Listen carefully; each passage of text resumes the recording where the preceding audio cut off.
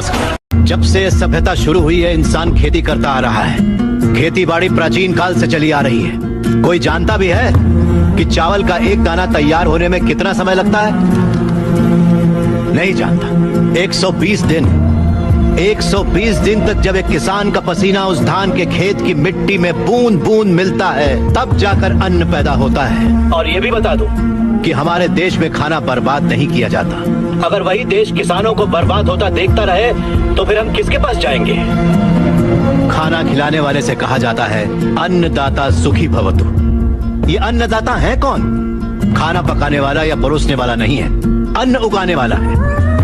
और ये खेती जैसा उपहार ईश्वर ने हमें दिया है। सेल फोन के बिना हम जिंदा रह सकते हैं, टीवी और एसी के बिना भी हम लोग जिंदा रह सकते हैं। जो टीवी और एसी बनाते हैं वो करोड़ोंपति हैं, लेकिन अन्न उगाने वाला वो गरीब किसान इतनी कड़ी मेहनत और धूप में पसीना बहाने के बाद दिन ब दिन गरीब होता जा रहा है। फैक्ट्रीज लगाना गलत नहीं है, बिल्कुल सही है, लेकिन खेतों को बर्बाद करके फैक्ट्रीज लगाना गलत है।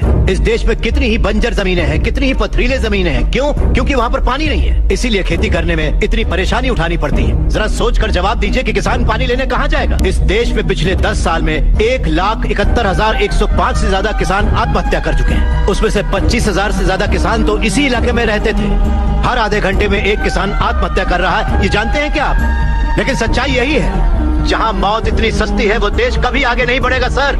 तकरीबन 10 लाख से ज्यादा किसान अपना पेट पालने के लिए गांव छोड़कर शहर में मजदूरी करने आ जाता है। जो हमारे देश की रीढ़ की हड्डी है वो बिल्डिंगों में चौकीदारी करता है। जो किसान हमारा भगवान है, अन्नदाता कहलाता है, वही मंदिरों के सामने भीख मांगता फिर रहा है। वादों पर मत जाइए, जमीन पर आ जाइए।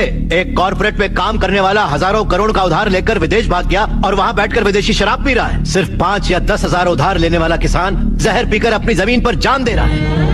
इन कॉर्पोरेट्स की काली करतूतों की वजह से हमारी हरियाली जली जा रही है। खेत सींचने वाली नदियां फैक्ट्री से निकलने वाले गंदे पानी से जहरीली होती जा रही हैं। ये मल्टीनेशनल कंपनीज की मशीनें हमारी खेती वाली जमीन पर कब्जा करके उन्हें खत्म करती जा रही हैं। पर ये दिखाई नहीं देता। किन फैक्ट्रीज की बात कर रहे हैं आप? सारे हेल्दी फूड्स में मिलावट करके ये उसे बर्बाद करते जा रहे हैं। अंडे को शैम्पू में, गाजर को क्रीम में, सोया को साबुन में।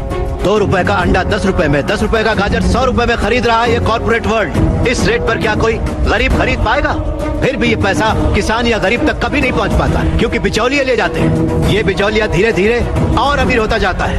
अन्न पैदा करने वाला किसान गरीब से गरीब होता जाता है। पौष्टिक खाना न मिल पाने की वजह से गरीब बच्चे, गरीब बूढ़े बीमारी से मर रहे हैं सर। नौकरी कैसी भी हो हमारी बेहतरी के लिए होनी चाहिए, लेकिन हम उन फैक्ट्रियों के गुलाम बनकर अपनी जिंदगियां खराब कर रहे हैं। याद रखिए, खेती भी एक उद्योग है और किसान उद्योगी है, उसे अगर हमारे गांव की समस्याओं को आप लोगों ने नजर